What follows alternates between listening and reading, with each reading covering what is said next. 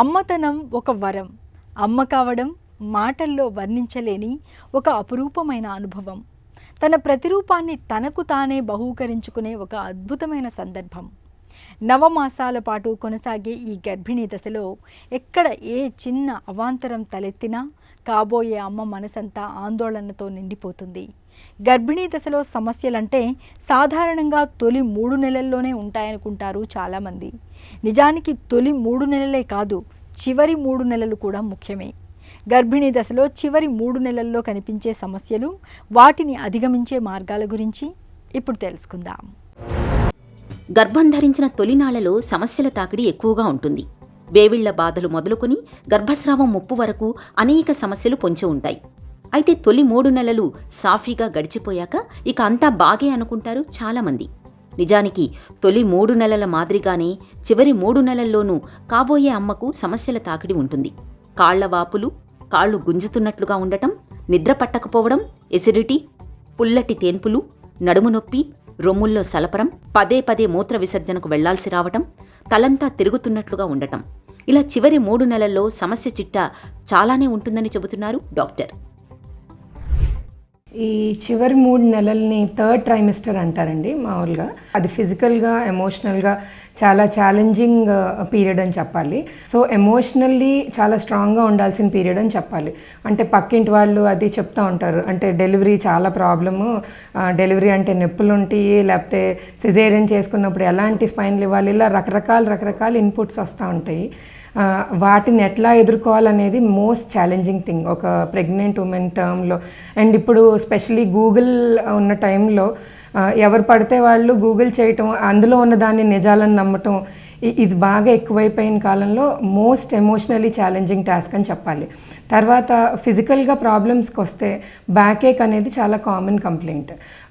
లోపల బోన్స్ మధ్యన ఉండే కనెక్టివ్ టిష్యూ కొద్దిగా వీకెన్ అయిపోవటం వల్ల, బోన్స్ సపోర్ట్ చేయలేకపోవటం వల్ల నార్మల్గా బ్యాక్ ఏక్ అనేది కామన్ కంప్లైంట్ అని చెప్పాలి. దాన్ని ఎలా అధిగమించాలి అనేది అంటే ఒక వాళ్ళు కూర్చునే కుర్చీ వాళ్ళ కుర్చీలాగా ఉండేది ప్రిఫర్ చేయటం, లేకపోతే కొంచెం మొబిలిటీ కొంచెం ఉండడం, అంటే స్ట్రిక్ట్ బెడ్ రెస్ట్ అంటే ఇంకా పడుకునే ఉండటం లాంటివి కాకుండా అది ఆ రకంగా బ్యాక్ ఏక్ని అధిగమించవచ్చు.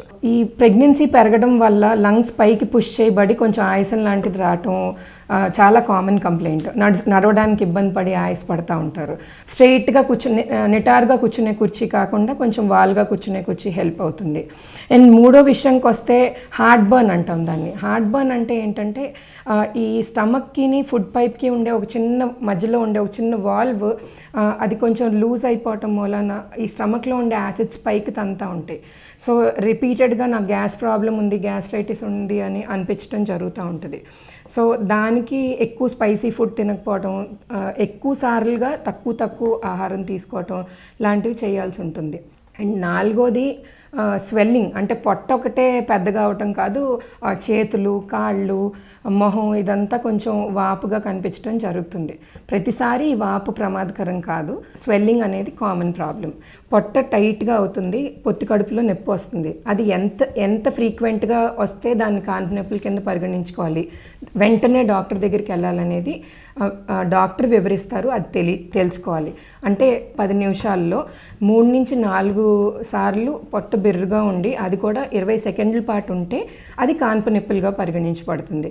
సో ఈ ఫ్రీక్వెన్సీలో కనుక పెయిన్స్ లేకపోతే వాటిని ఫాల్స్ నొప్పులుగా పరిగణించవచ్చు.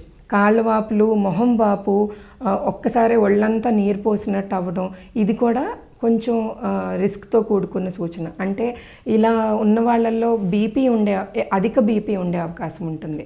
సో వాళ్ళని ప్రియక్లాంప్సియా పేషెంట్స్ అంటాం. ప్రెగ్నెన్సీలో ఉండే వాపేలే అని నిర్లక్ష్యం చేయకుండా డాక్టర్ని సంప్రదిస్తే బీపీ చెకప్ చేసి ఒకవేళ ఎక్కువ ఉంటే ఏం సూచనలు చెప్పాలో చెప్తారు డాక్టర్. ఈ బ్లీడింగ్ అనేది రకరకాల కారణాల చేత అవ్వచ్చు. ఒకటి, కాన్పు నొప్పులు మొదలైతే చిన్న బ్లీడింగ్ కనిపించవచ్చు, లేదంటే మాయ కిందకి జరిగినా, లేదంటే మాయ విడిపోయినట్టయినా కూడా బ్లీడింగ్ అవ్వచ్చు. సో బ్లీడింగ్ని అయితే ఏ స్టేజ్ ఆఫ్ ప్రెగ్నెన్సీలోని నిర్లక్ష్యం చేయడానికి లేదు. ఇంకోటి బేబీ ఫీటల్ మూమెంట్స్ అంటాం. సో ఈ తల్లి గమనించుకోవాల్సింది ఏంటి అంటే ఎన్నిసార్లు తిరుగుతుంది రోజుకి అనేది. మినిమం మా లెక్క ప్రకారం 10 సార్లు తిరిగితే నార్మల్ అని.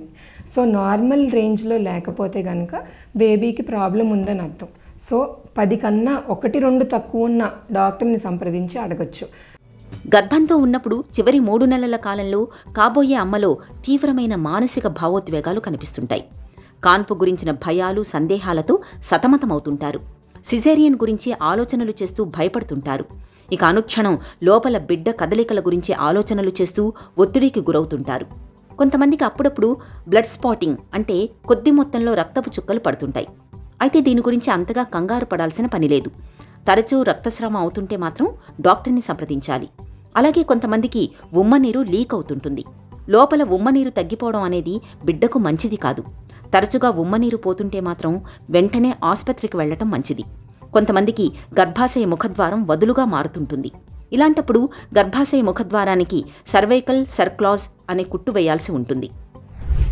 కాన్పు గురించి భయపడడం అనేది ప్రతి తల్లికి చాలా నార్మల్, కామన్. అది 4వ ప్రెగ్నెన్సీ అయినా 5వ ప్రెగ్నెన్సీ అయినా కూడా ఆ చిన్న బెరుకు ఉంటూనే ఉంటుంది. నా డెలివరీ ఎలా అవుతుంది, బేబీ లోపల ఎలా ఉందో, అసలు ప్రెగ్నెన్సీ ఎట్లా ముందుకెళ్తుందో, ఇట్లాంటివి ప్రతి తల్లి ఫేస్ చేసేవే. బట్ దాన్ని అధిగమించడానికి చాలా సొల్యూషన్స్ ఉన్నాయి. ఒకటి, ప్రాపర్ నిద్ర ఉండేలా చూసుకోండి. అట్లీస్ట్ 8 అవర్స్ రాత్రి నిద్రపోతే మనసు ప్రశాంతంగా ఉండి రకరకాల స్ట్రెస్సెస్ లేకుండా ఉంటాయి. And full support system. ఇప్పుడు మీరు డెలివరీకి వెళ్ళబోతున్నారు. సో డెలివరీ ప్లానింగ్ ప్రాపర్గా ఉండాలి. అంటే నేను డెలివరీకి వెళ్తే నాకు ఎవరు సపోర్ట్ చేస్తారు, ఇప్పుడు ఒక బేబీ ఆల్రెడీ ఉంది, సెకండ్ డెలివరీకి వెళ్తున్నారు. సో సెకండ్ డెలివరీకి వెళ్ళినప్పుడు ఆ ముందు బేబీని ఎవరు చూసుకుంటారు? సో ఒక సపోర్ట్ సిస్టమ్ని క్రియేట్ చేసుకోవాలి. పేరెంట్స్లో, ఫ్రెండ్స్లో, లేకపోతే వాళ్ళ హస్బెండ్ను, వీళ్ళందరిలో ఒక సపోర్ట్ సిస్టమ్ని క్రియేట్ చేసుకొని మనకంటూ ధైర్యంగా పర్లేదు, నేను డెలివరీకి వెళ్ళి కంఫర్టబుల్గా ఇంట్లో గురించి ఆలోచించకుండా, ఇంటి పరిస్థితుల గురించి ఆలోచించకుండా ముందుకెళ్ళగలను అనే సిట్యువేషన్ తెచ్చుకోవాలి. అరౌండ్ డెలివరీ కొంచెం యోగా ట్రైనింగ్ చేస్తున్నారు. అంటే కంఫర్టబుల్ డెలివరీ అవ్వటానికి ఫ్రీగా యోగా మూవ్స్ అనేవి ఈ డెలివరీ నార్మల్ అవ్వడానికి హెల్ప్ చేస్తాయి బాగా. అంటే కొంతమందికి ఒక అపోహ ఉంది, యోగా చేయటం వల్ల ఎర్లీగా డెలివరీస్ అయిపోతే. అలా కాదు. ఏ స్టేజ్ ఆఫ్ డెలివరీకి సంబంధించి ఆ యోగాలు ఉంటే అవి నేర్పిస్తారు. అండ్ వాకింగ్ అనగానే excessive walking, excessive strenuous exercise కాకుండా మోడరేట్గా కొంచెం వాక్ చేయాలి. మోస్ట్ ఇంపార్టెంట్లీ రెగ్యులర్గా ట్యాబ్లెట్స్ వాడాలి. అంటే మల్టీవిటమిన్ ట్యాబ్లెట్స్ అవి ఇస్తారు, అవి తూచా తప్పకుండా వాడాలి. అండ్ రెండోది, మన జనరల్ హెల్త్ కేర్. అంటే ఈ స్ట్రెస్ వల్ల, ఈ టెన్షన్ వల్ల బీపీ, షుగర్ ఇట్లాంటివి మనకి రాకుండా జాగ్రత్త పడడం ఏ ప్రెగ్నెంట్ ఉమెన్కి తన బాధ్యత కింద భావించాలి. అన్ని టెన్షన్లు ఇప్పుడే పెట్టుకొని, అన్ని స్ట్రెస్లు ఇప్పుడే తీసుకుంటే దానివల్ల ప్రెగ్నెన్సీ మీద చాలా ప్రభావం ఉంటుందని చూసుకోవాలి. అండ్ ఓవరాల్గా మైండ్ సెట్ పాజిటివ్గా ఉంచుకొని వచ్చే బేబీ గురించి positive thinking is the secret of happy and peaceful third trimester అని చెప్పొచ్చు. గర్భిణీ దశలో చివరి 3 నెలల కాలంలో ఆరోగ్యాన్ని జాగ్రత్తగా కాపాడుకోవాలి. రక్తహీనతను అధిగమించేందుకు తప్పనిసరిగా ఐరన్ బిళ్లలు వాడాలి. రోజువారీ ఆహారంలో ఆకుకూరల్ని ఒక భాగంగా చేసుకోవాలి. కఠినమైన శారీరక శ్రమకు దూరంగా ఉండాలి. దూర ప్రయాణాలు వద్దే వద్దు. వెల్లకిలా పడుకోవద్దు. ఒక పక్కకు తిరిగి మాత్రమే పడుకోవాలి. చివరి 3 నెలల కాలంలో కొంతమందికి మలబద్ధకం, పైల్స్ బాధలు పెరుగుతుంటాయి. ఈ సమస్యల్ని అధిగమించేందుకు ఆకుకూరల్ని, ద్రవాహారాల్ని ఎక్కువగా తీసుకోవాలి. అలాగే క్రమం తప్పకుండా డాక్టర్ని సంప్రదిస్తుండాలి. అవసరమైన పరీక్షల్ని తప్పనిసరిగా చేయించుకోవాలి. బీపీ, షుగర్, థైరాయిడ్ సమస్యలు ఉన్నప్పుడు మాత్రల వాడకాన్ని ఎట్టి పరిస్థితుల్లోనూ ఆపకూడదు. అలాగే మందుల వాడకంలో తప్పనిసరిగా డాక్టర్ సలహా తీసుకోవాలి. ఈ జాగ్రత్తలు చివరి 3 నెలల్లో గర్భిణీ ఆరోగ్యాన్ని భేషుగ్గా ఉంచుతాయి.